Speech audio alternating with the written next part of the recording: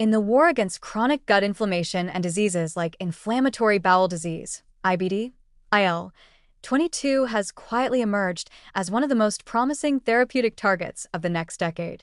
Not because it kills pathogens or suppresses inflammation directly, but because it rebuilds the wall, the epithelial barrier that separates the chaos of the microbiome from the immunological tinderbox beneath it. IL-22 doesn't act like a traditional anti-inflammatory drug. It doesn't turn off immune responses. It rewrites the conditions that make those responses necessary in the first place. That makes it a perfect candidate for next-generation therapies aimed at healing rather than just suppressing. So, what might future interventions look like to enhance IL-22 expression or mimic its effects? One obvious strategy is recombinant IL-22 therapy, directly administering synthetic or bioengineered IL-22 protein. Preclinical trials using recombinant IL-22 in models of colitis, liver injury, and even graft-versus-host disease have shown that IL-22 accelerates epithelial repair, enhances mucus secretion, stimulates antimicrobial peptide production, and reduces permeability, all without broadly suppressing immune function.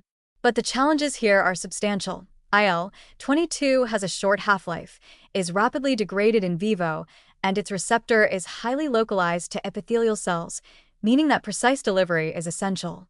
Additionally, overactivation of IL-22 has been linked to epithelial hyperplasia and cancer risk in certain contexts, meaning therapeutic windows must be tightly controlled.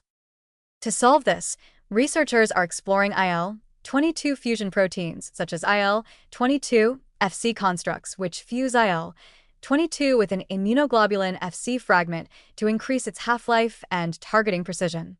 One such candidate, efmerodocicin alpha, has already entered clinical trials for ulcerative colitis.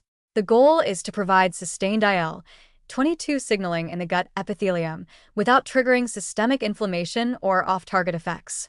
Early results suggest it may reduce symptoms and biomarkers of disease without the side effects seen with broad-spectrum immunosuppressants. Another intriguing frontier is the gene therapy route. By delivering IL-22 DNA or mRNA directly to gut epithelial cells or associated immune cells, like ILC3S, researchers may be able to restore endogenous production in a more natural, regulated fashion. CRISPR-based gene editing or RNA-based therapies could allow patient-specific tuning of IL-22 expression, particularly in individuals with known deficiencies or polymorphisms in IL-22 or its receptor genes. However, the gut's complex immunological microenvironment means this will require extreme precision. Boosting IL-22 in the wrong context could worsen certain cancers or disrupt microbial equilibrium. A more subtle approach is targeting the cells that naturally produce IL-22, particularly ILC3S and Th17 cells.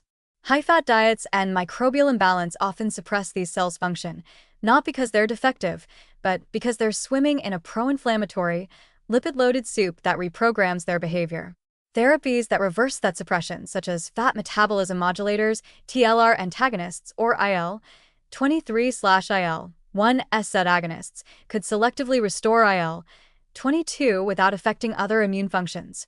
There's also interest in AMPK activators like metformin, which appear to enhance IL-22 production via effects on cellular metabolism and the microbiota. And then there's the microbiome manipulation route, using probiotics, postbiotics, or engineered microbes to stimulate IL-22 production naturally. Certain strains like Lactobacillus reuteri, Akkermansia mucinifera, and Bifidobacterium longum have been shown to increase IL-22 expression in the gut, often through SCFA production or pattern recognition receptor signaling. Future therapies may involve genetically modified microbes that sense inflammation and release IL-22 on-site, functioning as living therapeutics. Companies are already testing this approach in other inflammatory conditions, and it's only a matter of time before gut-specific applications follow. Also worth mentioning, dietary co-therapies.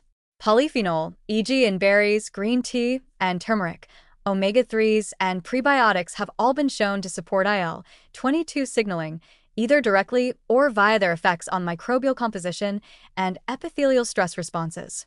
In the future, we may see personalized medical nutrition platforms that pair IL-22 inducing dietary patterns with pharmacological agents, using stool or blood biomarkers to track mucosal healing in real time.